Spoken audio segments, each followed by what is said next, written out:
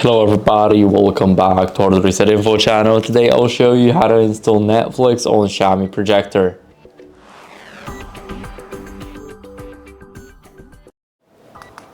So as you guys have seen the title is how to install Netflix on XIAOMI Projector. But the fact is that Netflix comes pre-installed in the projector.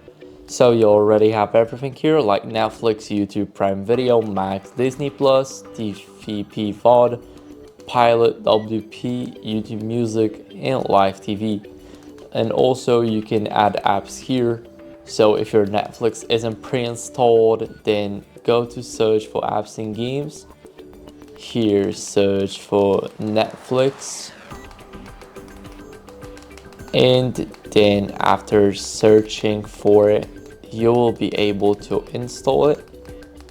If not, then you guys should try connecting it to the Ethernet.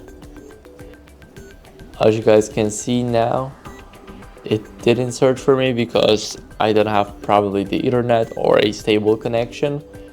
But still, if it didn't came pre-installed, then you can get it from your apps, then click on add apps and then add Netflix to it.